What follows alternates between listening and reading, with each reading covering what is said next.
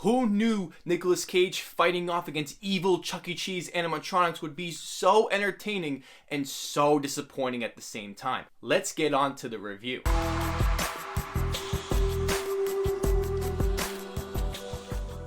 Welcome back to my channel. This is Let's Be Real with Brad. I talk about movies, TV shows, and do all sorts of fun and exciting videos here on the channel. If this is your first time here, hit that subscribe button and drop a like on this video as it would be gladly appreciated. Willy's Wonderland is a new 2021 in theater / PVOD action comedy horror film starring Nicolas Cage fighting off against evil Chuck E. Cheese animatronics. This is really kind of disappointing if I'm gonna be honest. Why this movie is so disappointing is that it fails to capture the absolute potential this movie creates. When Nicolas Cage is casted into this crazy over-the-top movie, he usually shines because it's Nicolas Cage. That's what he's good at. But in this movie, he doesn't talk at all. Nicolas Cage is known for his crazy, loudmouth talking throughout his movies, so not having that in this movie really is a massive disappointment with not capturing all the potential this movie could have had. So let's dive right into the positives, starting with,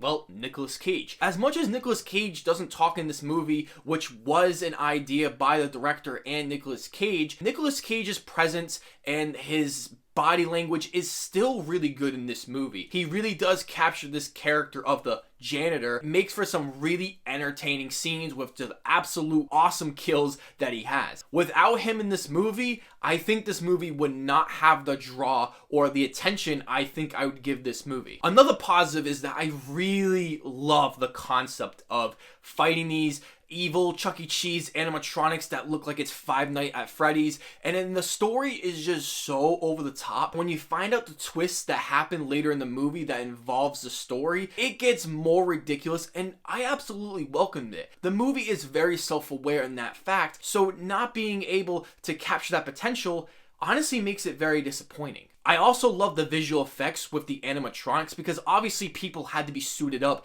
in these animatronics when they're walking around trying to chase after these teenagers. It looks so believable and it was so fun to look at, especially when they're all getting killed off and there's like this weird blood that comes out of these animatronics that makes no sense, but it looks so good. While this movie is very self-aware, it is also extremely hilarious because it has this so bad it's good vibe, kind of like a cult movie would have. There's like these weird random things with Nicolas Cage playing pinball, drinking these weird energy drinks that are so weird and it's never explained.